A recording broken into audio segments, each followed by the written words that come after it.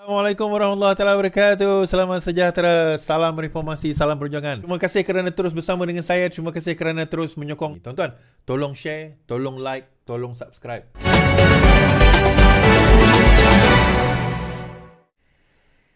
Kebakaran rumah Ngeh, lelaki ditahan negatif dadah, kata polis.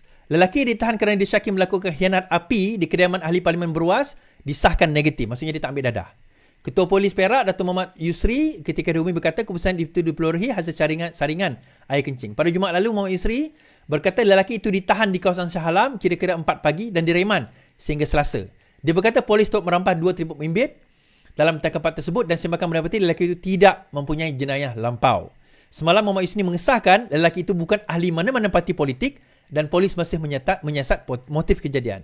Dalam kejadian awal pagi, rumah Ngeh dilaporkan dilontar dengan Molotov koktail menyebabkan kebakaran yang memusnahkan kereta miliknya. Tuan-tuan, dia memang bukan ahli mana-mana parti. Bodoh lah kalau dia nak letak ahli parti untuk nak pergi baling bom api tu. Macam juga kes yang pergi bakar kereta Mufti Perlis tu. Siapa nama dia? Mai. Apa nama lelaki tu, budak tu? Yang tomoy tu. Dia kata dia dibayar. Dia disuruh, dia dibayar. Itu satu. Mungkin ni tak dibayar. Tetapi siapa, mungkin dia dibayar, kita tak tahu. Polis yang akan lebih tahu nantilah. Tapi siapa yang boleh menafikan bahawa kalau itu berlaku atas sebab dan keadaan di mana dia di api.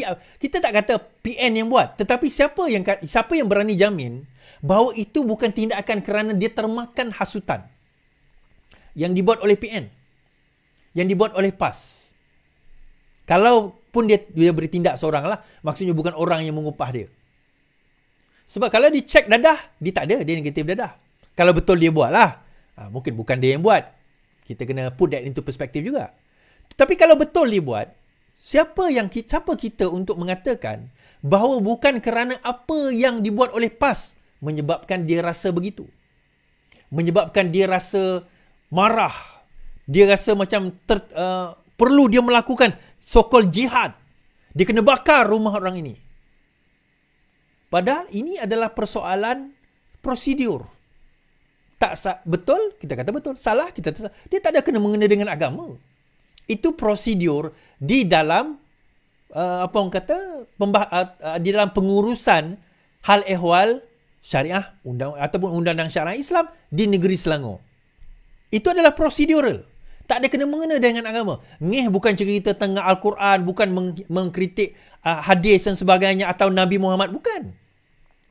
Tetapi benda ini dimainkan oleh geng-geng PN, terutama PAS, sehingga nampak macam inilah agama. Dan ketaksuban itu boleh membawa kepada, orang kata, ketaksuban itu boleh membawa kepada sifat berlebih-lebihan. Sehingga merasakan apa yang dibuat itu adalah betul. Nasib baiklah jiran tu kejutkan dia. Kalau merebak sehingga membakar dan membunuh mereka, sekarang ini dia disasat, mungkin akan disasat di bawah Seksyen 307 Kanun Kesiasaan, cubaan membunuh yang boleh membawa penjara sehingga 10 tahun dan juga atau denda. Mungkin kertas siasatan belum dibuka lagi. Tetapi saya nak kata bahawa this is what we are facing. Inilah keadaan yang kita sekarang ini hadapi. Inilah yang kita nak kena jawab, tuan-tuan. Yang kita nak kena bahaskan, yang kita nak kena bangkitkan balik. Sampai bila kita nak jadi macam ni? Orang Melayu kita dan Islam kita sampai bila kita nak jadi macam ni? Sebab itu saya kata ini bukan isu Islam, ini bukan agama.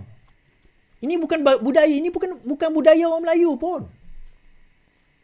Ketaksuban sebegini bukan budaya orang Melayu dan bukan juga ajaran agama Islam.